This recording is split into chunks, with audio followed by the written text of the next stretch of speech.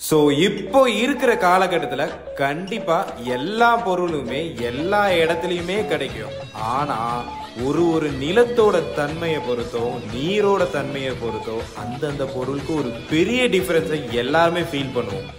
So அப்படி கண்டிப்பாக கன்னியாகுமரி மாவட்டத்தில் எல்லாருமே ட்ரை பண்ண வேண்டிய 6 பழ வகைகளை பற்றி தான் நம்ம இந்த வீடியோவில் பார்க்க போகிறோம். ஸோ ஃபஸ்ட்டாக நம்ம பார்க்க போகிற பழம் தான் மட்டி பழம். ஸோ இந்த பழத்தை கண்டிப்பாக நிறைய பேர் பார்க்கறதுக்கான வாய்ப்பு மிகவும் கம்மி. ஏன்னா இது கன்னியாகுமரி மாவட்டத்தில் மட்டுமே விளையிற ஒரு ஸ்பெஷலான ஒரு பழம்.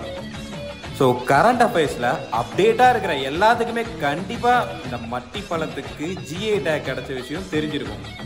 விரல் சைஸில் இருக்கிற இந்த பழத்துக்கு இவ்வளவு சுவையா அப்படின்னு எல்லாத்தையுமே ஆச்சரியப்பட வைக்கிறது தான் இந்த மட்டி பழத்தோட ஸ்பெஷலே. ஸோ இப்போ இந்த 2024ல் உங்கள் எல்லா ஊர்லேயும் இந்த மட்டி பழம் இருக்குதா இல்லையாங்கிறத கண்டிப்பாக கமெண்ட்டில் சொல்லுங்கள்.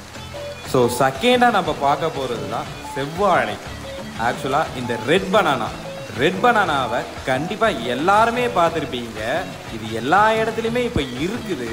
ஆனால் இது எங்கே ஸ்பெஷல்னு கேட்டால் கண்டிப்பாக கன்னியாகுமரி டிஸ்ட்ரிக்ட்னு தான் நாங்கள் சொல்லுவோம்.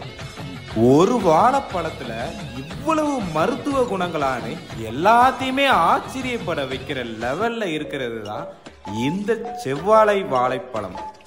ஸோ இந்த செவ்வாழை பழத்தை கண்டிப்பாக எல்லாருமே ட்ரை பண்ணியிருப்பீங்க.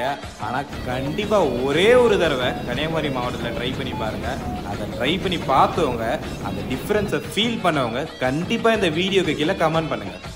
ஸோ மூணாவதாக நம்ம பார்க்க போகிற பழம் தான் தமிழ்நாடு அண்ட் கேரளாவோட ஸ்டேட் ஃப்ரூட். அதுதான் நம்ம ஜாக் ஃப்ரூட். பலாப்பழம் எங்கே ஃபேமஸ்ன்னு கேட்டால் கண்டிப்பாக எல்லாருமே கண்ணை மூடிட்டு சொல்கிற ஒரே இடம் கடலூர் மாவட்டம் மட்டும்தான். ஆனால் இன்னைக்கு நாங்கள் சொல்கிறோம் கடலூரும் ஃபேமஸ் தான், நம்ம கன்னியாகுமரி மாவட்டத்தில் இருக்கிற இந்த பலாப்பழமும் ஃபேமஸ் தான். கன்னியாகுமரி மாவட்டத்தில் இந்த பலாப்பழத்தோட இன்னொரு பேர் தான் சக்கப்பழம். ஸோ சக்கப்பழம்னு சொல்லி கேட்டிங்கன்னா பலாப்பழம் கிடைக்கும். ஸோ நாலாவதாக நம்ம பார்க்க போகிற பழம் தான் பேயம்பழம்.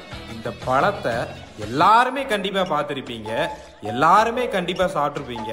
ஏன்னா இந்த பழம் எல்லா மாவட்டத்துலேயும் கண்டிப்பாக கிடைக்கும். ஆனால் வேற பேரில் இருக்கும்.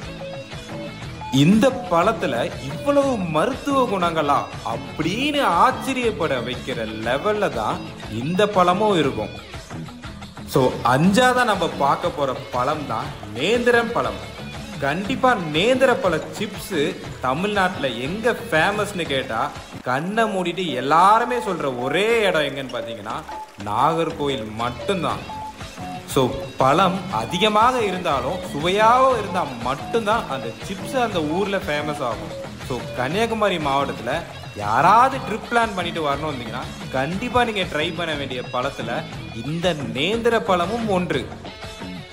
ஸோ ஃபைனலாக 6வது இடத்துல இருக்கிற இந்த பழம் தான் அயனி சக்கை. இங்கிலீஷில் சொல்லணும்னா வைல்டு ஜாக் ஃப்ரூட். இந்த பழத்தை நிறைய பேர் பார்த்துருக்கவே மாட்டீங்க. இந்த பழத்தை ஃபர்ஸ்ட் டைம் பார்க்குற எல்லாருமே சாப்பிட்றதுக்கான அந்த முயற்சி எடுக்க மாட்டாங்க. ஏன்னா இதோட தோற்றம் அப்படி. என்னைக்குமே ஒரு தோற்றத்தை வச்சு எதையுமே எடை போடக்கூடாது. இந்த பழம் வெளியில பார்க்க அவ்வளவு கடினமாக இருந்தாலும் இதோட கனியோட சுவையை சொல்லணும்னா அதை யாராலையுமே விவரிக்கவே முடியாது. அப்படி ஒரு சுவை. ஸோ நெக்ஸ்ட் டைம் கன்னியாகுமரி மாவட்டத்துக்கு வரணும்னு நினைக்கிற எல்லாருமே வந்து இந்த 6 பழத்தையும் கண்டிப்பாக ட்ரை பண்ணிட்டு அது எப்படி இருந்துச்சுங்கிறத இந்த வீடியோக்கு கீழே கமெண்ட் பண்ணுங்க. தேங்க்யூ.